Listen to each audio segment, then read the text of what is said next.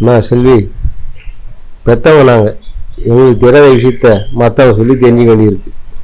மாப்பிள்ளை நீ லவ் பண்ணி தானே கல்யாணம் பண்ணினேன். உனக்கு என்ன குறை? நர்ஸு தானே நீ, உனக்கு தெரியாதா? என்கிட்ட சொல்லுமா.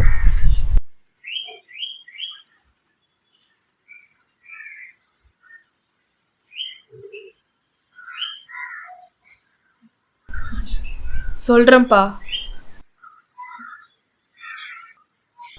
எல்லாருக்கும் புரியுற மாதிரி சொல்றேன். ஓய், என்ன ஏதோ முக்கியமான விஷயம் பேசணும்னு சொல்லிட்டு அமைதியா இருக்க? கதிர், நம்ம எத்தனை வருஷமா லவ் பண்றோம்? 4 வருஷம்.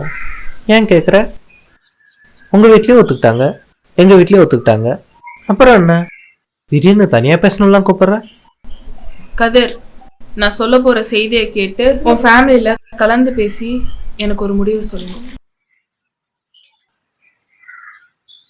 என்னடி ஜாலியா பேசலான்னு வந்தா சும்மா தேவையில்லாம பேசிக்கிட்டு என்ன பிரச்சனை உனக்கு? கதிர், நான் சொல்றபடி நீங்க உங்க வீட்டுல சொன்னாதான் நம்ம கல்யாணம் நல்லபடியா நடக்கும். ஏய் செல்வி, புரியுற மாதிரி சொல்றி.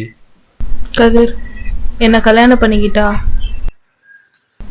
எனக்கு குழந்தை பிறக்காது.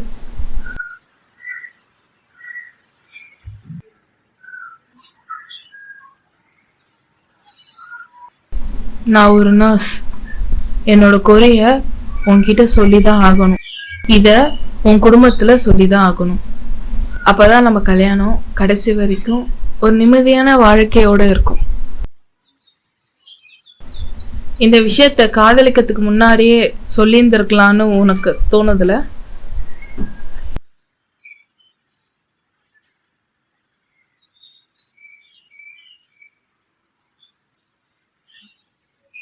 நம்ம காதலிக்கும் போதெல்லாம் நான் நல்லாதான் இருந்தேன். ஆனா இப்போ 10 நாளைக்கு முன்னாடிதான் எனக்கு உடம்பு சரியாம போச்சு. அப்பதான் நான் போய் டாக்டரை கன்சல்ட் பண்ணேன். அப்பதான் எனக்கு குழந்தை பிறக்காதுன்னு 100% சொல்லிட்டாங்க. இப்ப சொல்லுங்க கதிர், நம்ம கல்யாணம் பண்ணிக்கலாமா இல்லைன்னா நட்பாவே இருந்துடலாமா? செல்வி, நீ கவலைப்படாத. எங்க வீட்டுல இருக்கிறவங்களா நான் பாத்துக்கிறேன். நம்ம கல்யாணம் பண்ணிக்கலாம். எனக்கு நீ தான் முக்கியம். கதிர், அவசரப்பட வேணாம். இது வாழ்க்கை, யோசிக்கணும். உங்களுக்கு நான் நேரம் தரேன். உங்க வீட்டுல பேசி ஒரு வாரம் கழிச்சு என்ன முடிவுன்னு சொல்லுங்க. என்னால உங்க வாழ்க்கை வீணாக வேணாம். நீங்க வேணான்னு சொன்னா கூட நான் கவலைப்பட மாட்டேன். நீங்க நல்லா இருந்தா போதும்.